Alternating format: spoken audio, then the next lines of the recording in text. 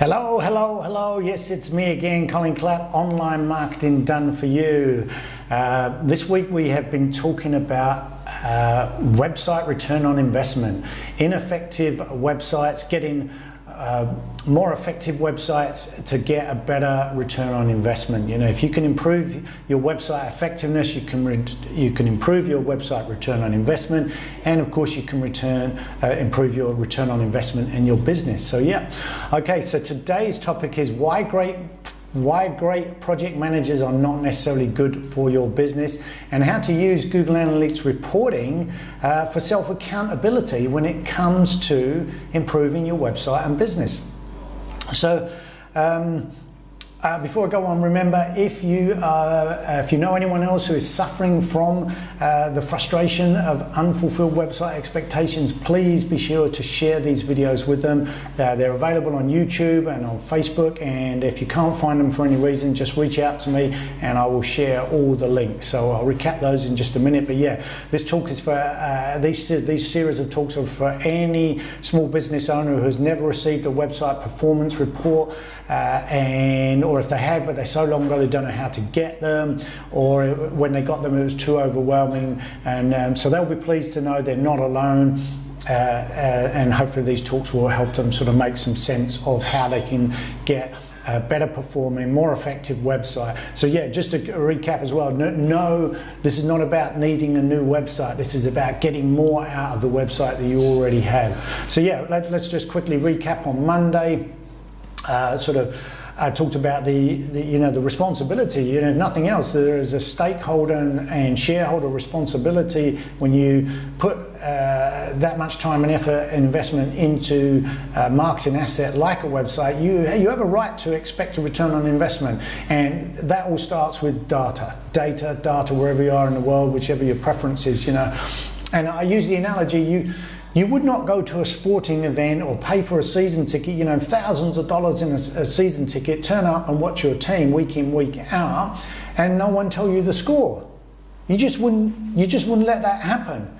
And so why would you let that happen with a website? You know, why would you have all this time and effort and money put into a website and not find out what the score is, you know? So really important to understand that. This is fundamentally what this is all about. Secondly, so on Tuesday, then we went into, you know, why certain websites succeed and some don't, and we talked about how search works, and I used the analogy of a well-organized library. Well, Google's not much different. A well-organized library will help people find what they're looking for, and you need to think of your website as being part of Google's well-organized library. And if you understand that, then you can you will be found in search, and then in turn more people will know that your business exists. And on Wednesday we took a slight variation of the same principle, why they succeed and don't succeed, websites, and it's really, you know, down to the power of the engine. And you know, if you've got a car with no engine in it, it might look good, but it's not going anywhere. And that's the danger with a website. You can have a great looking website, but if there's no engine underneath it, no one's going to know. You're going to have to do a hell of a lot of networking, a hell of a lot of advertising to draw attention to yourself. Whereas if you've got a powerful engine underneath, the engine will be doing the work. You won't have to be working so hard to make the car move and be effective in its purpose of getting, you know, the car getting A to B, and your website effectiveness is to get people to get on the phone or get on your list, or, you know, buy your goods and services. So having that engine underneath makes all the difference. And then on yesterday, we talked about why the data and stats should matter, and some symptoms of how you could be feeling if you have got an ineffective website, or one is not returning a good investment. You know, so it's natural to, if you work really hard and put a lot of time and effort into a project, I'll come to this in a minute, a project of getting a new website live, and you know, you've got partners, teams, you know, even if you're doing this all yourself, your family's probably a stakeholder in this. So it doesn't matter if you're a one-man band and you're doing it all, or whether you've brought in teams that have worked late hours, long nights to get this website up and running. Could have taken months in some cases and thousands of dollars. If it doesn't pay off, it's natural to feel frustrated because you're not getting any results, worried because money's not coming in, and you know, where are you going to get the funds to put back into the next investment you require, and of course a little bit of embarrassment that all this time and effort you told everyone that I'm getting a new website, it's going to do this, it's going to do that, and then it doesn't. It can make you feel a little bit, you know, I've been there. I know what it's like, you know, you wait ages and ages and ages, and then it doesn't live up to expectations. So if you're feeling any of those, if you've experienced those symptoms, that's called unfulfilled website expectations. And this is the disease that too many people are allowing themselves to accept when they shouldn't have to, because when you've got access to the data, you can make better decisions. And if you can get hold of that data, then your decision making goes up, whether it's you or your team. All right.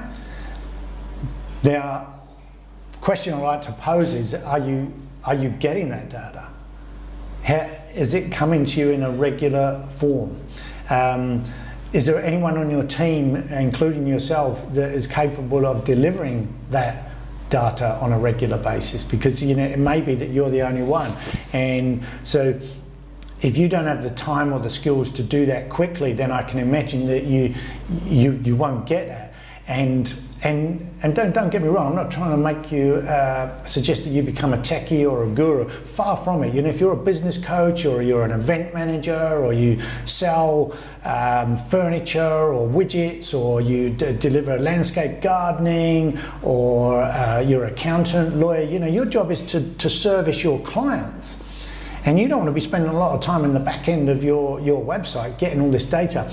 But someone on your team should be able to tell you the data in a quick summary that will help you make better decisions when you're planning your marketing investment. So don't get me wrong, this is the problem is that the data's not coming to you in an easily digestible format that you can do something with and make better business decisions. So I said the problem with you know, or why a great project manager is not necessarily good for your business. And let me explain that. Now, what tends to happen with websites is they turn into a project. You decide that you're going to get this new project, it's going to be this, it's going to be that. You put aside time, money, effort, funds, bring people around, and you put some deadlines in place to make it happen. And even if you don't put deadlines in place, you kind of got them in your head that this has got to be up as soon as possible. But what happens with projects is everyone rallies around, and there's a huge amount of energy that goes into making the project succeed. I don't know about you, but I've worked in environments where, you know, opening new premises, you know, great example, you know, all sorts of people are inputting in, you know, there's deadlines to work with this, deadlines to work with that, get this supplier doing that, get this supplier doing that, and the grand opening is going to be here. And the camaraderie and the team come together to make this happen. You all go out and you celebrate of a successful day because we move forward and everything's on track. And then what happens is the grand opening takes place, the launch, the business opens or whatever, and many of the people involved in that are never seen again because they've already moved on. Their role has come to a natural end, and they're not needed in the next phase, which is actually delivering the service or the goods or whatever. And the skills required to deliver the goods and services are completely different from the skills required to set the service up. You know, think about something like motor racing, the sports, you know, that setting the car up, you can have great skills there in getting that car optimized for a long distance race, but you're not the person who then goes and sits in the cockpit and drives for hours, and that's when you need the best drivers in the world. So it is a team game. You know, there are people geared towards getting the project set up, and then there are people who've got different skills to maintain. It's like a house. The people who build your house are not necessarily the same people who look after your house. And the same with the website. The people who build your website are not the people who are going to look after it and make sure that it's effective and you're getting a good return on investment. So really understand that. You may have some really good project managers on your team who got this, you know, marketing professionals who got this website looking great, and you should be really proud of the contribution they made, and they should be proud of the contribution they made. But now you need different people on your team to take the website forward to achieve its goals. People who can be accountable week in, week out for seeing how it's performing. Whereas the people who set that up won't be interested in that week in, week out. The disciplines required to do that are completely different, and they'll get bored and they'll want to move on. They'll lose interest. So don't try and put a square peg into a round hole. It won't work. So let's get down to the, I'll just briefly touch on, I'm not going to speak for much longer, but just briefly the sort of nitty gritty of the data that's available. You can find out how many users have been to your website. You can find out how many times they've been. You can see what pages they have been to. You can see how long they've stayed on a certain page. You can see how long they've stayed in the site altogether. You can see whether they came and went real quickly. You can see where they come from, whether they come from different referral sources or different types of devices that might give you some indications about their demographics, you know. All sorts of things like that. You can dive in and get those. So if you imagine that in a bricks and mortar business, you know, understanding where the people came from will affect where you spend your advertising dollar.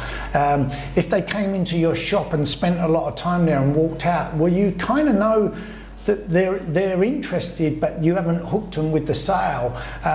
If they hovered in one corner and looked at a bunch of stuff, you know they're very specifically interested in that. And then if they move away, you still sort of know that something's not quite right, and you can interject and ask some questions to see if there's something else they want. Well, all the same sort of principles apply on your website. If you know that people are hovering around your website looking for this, looking for that, and they're sticking around for a long while, but the phone's not going or the emails, inquiries are not coming in, then something could be changed, and it could be something really simple, really simple. You know, not months and months of project management. It's just a little tweak here, a little tweak there. So again, you know, you don't have to play the game of website marketing blind. You wouldn't go to a sporting arena, watch a whole match and not know the score. You wouldn't pay your accountant to give you financial reports and then not look at those reports, or if you do, then you really want to be asking yourself some different questions.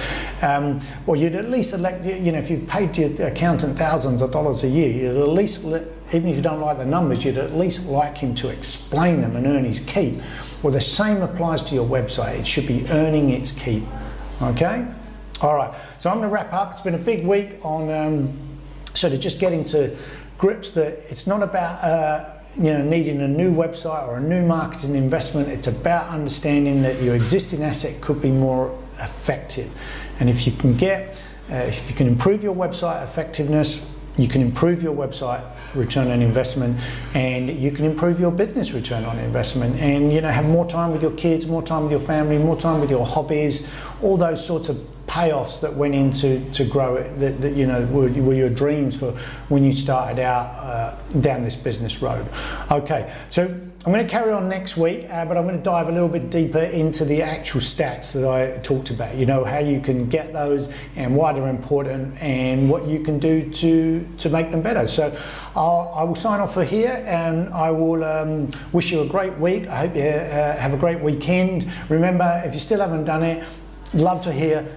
Ask your marketing person, ask your website developer, you would like week in, week out, website stats, data. Can they arrange for them to be sent for you week in, week out, or monthly? month in, month out, and I'm really curious, what do they say? Because this data is freely available, and as I say, there might be a small cost of setting it up, or a sort of relative cost, but then you should be able to get this data week in, week out. Okay, so all right, over and out from me. Till next time. See you next week. Bye bye.